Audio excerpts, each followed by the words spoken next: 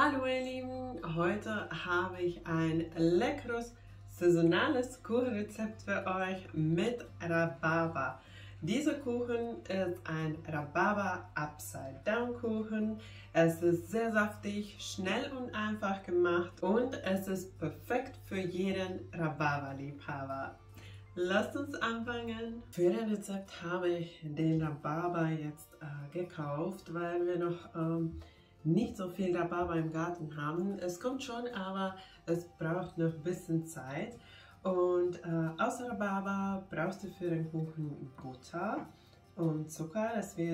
Daraus wird die Karamellschicht gemacht. Dann brauchen wir für den Kuchenteig noch weiche Butter mit Zucker. Ich habe braune Zucker genommen, dann 2 Eier, Mehl, Backnatron, Backpulver, Kardamom, wenn du magst. Ich mag den Geschmack von Kardamom, aber wenn du es nicht magst, dann kannst du es auch weglassen.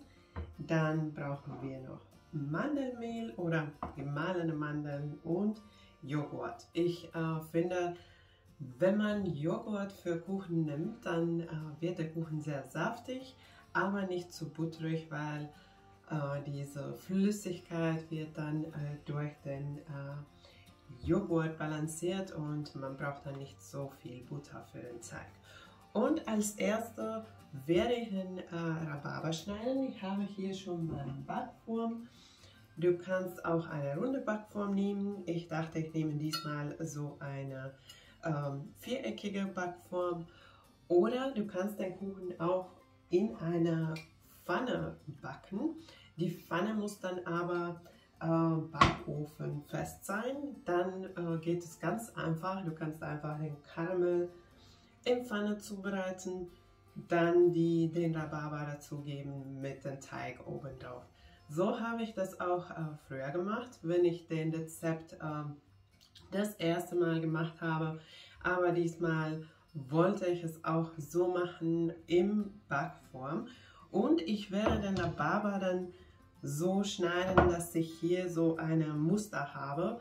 Das musst du aber nicht machen. Du kannst den auch einfach schneiden, so dass die ganze Fläche, so der Boden muss mit Rhabarber bedeckt sein.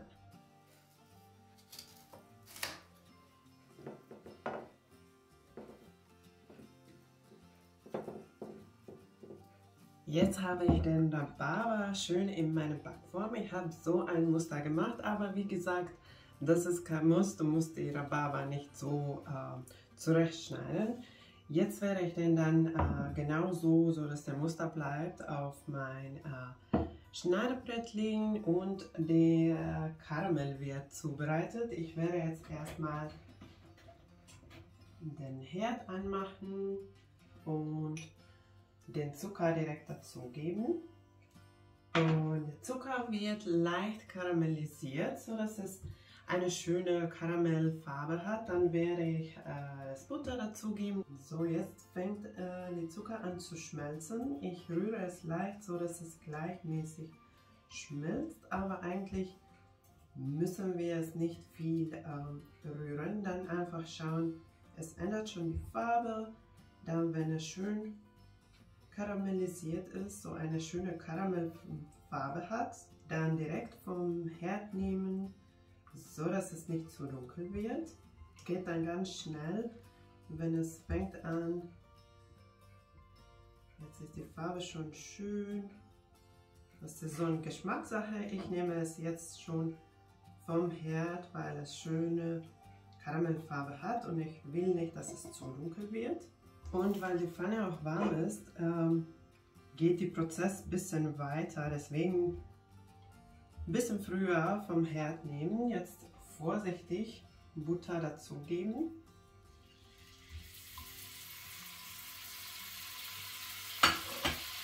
Und schmelzen lassen.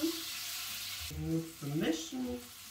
So, dann gebe ich es direkt in meine Backform. Da kühlt es auch schneller ab. So, jetzt habe ich den Karamell dann hier in meiner Backform und es ist tatsächlich ein bisschen fester geworden oder ziemlich fest geworden. aber das ist auch okay, weil es gebacken wird und beim Backen wird es wieder flüssig und dann wird es mit dem Rhabarber schön gemixt. Wenn du es in meine Pfanne machst, dann natürlich bleibt die ein bisschen flüssiger und auch wenn man den Rhabarber dann drauf legt, ist der Rhabarber dann direkt in dieser Karamell. Aber da auch wirklich vorsichtig sein, weil Karamell ja sehr, sehr heiß ist. Jetzt werde ich dann den Teig zubereiten. Ich habe hier weiche Butter und ich gebe dann Zucker dazu. Ich nehme braune Zucker, aber du kannst auch normale Raffinade nehmen. Jetzt etwa 3 Minuten schlagen, bis das Ganze schön cremig und weich geworden ist. Nach 3 Minuten sieht die Masse dann so aus. Es ist schön weich geworden und hell geworden. Dann Eier dazugeben, eine nach dem anderen und nach jedem Ei etwa 30 Sekunden schlagen. Dann die trockenen Zutaten auch dazugeben. Erst werde ich Natron und Backpulver mit Mehl vermischen und erst durch ein Sieb etwa Hälfte dazugeben und kurz vermischen. Dann auch ungefähr Hälfte vom Joghurt dazugeben und wieder kurz vermischen. Dann gebe ich den Rest der Mehl mit Backpulver und Backnatron dazu. Dann wieder so gleich kurz mixen. Und den Rest vom Joghurt dazugeben. Wieder kurz mixen. Als letztes werde ich gleich noch den Mandelmehl dazugeben oder die gemahlenen Mandeln, aber davor werde ich noch den Kardamom mahlen. Es kommt dann auch direkt mit gemahlenen Mandeln dazu. Und wenn du Kardamom nicht magst, dann kannst du auch Vanille anstatt ins Teig geben. Dann gebe ich die gemahlenen Mandeln dazu und den gemahlenen Kardamom. Und jetzt dann so lange mixen, bis alles sich vermischt hat. Das sollte auch nicht länger als so 1 Minute oder 30 Sekunden dauern. Dann mag ich wieder, wie immer bei meinem Rezept oder beim Kuchen, mag ich mit dem Spatel dann so den Teig zu testen, um zu sehen, dass alles sich wirklich vermischt hat. Und der Teig sieht schön aus, schön weich, alles hat sich vermischt. Dann die Rhabarberstückchen auf dem Karamell legen.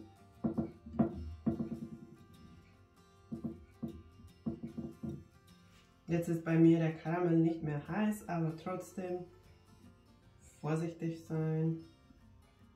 Gerade sieht der Muster sehr schön aus. Ich hoffe, es bleibt auch so nach dem Backen. Und jetzt den Teig dann da drauf gießen und gleichmäßig verteilen. Jetzt wird der Kuchen gebacken und wie immer den Rezept mit Backanleitungen findest du unten in Videobeschreibung.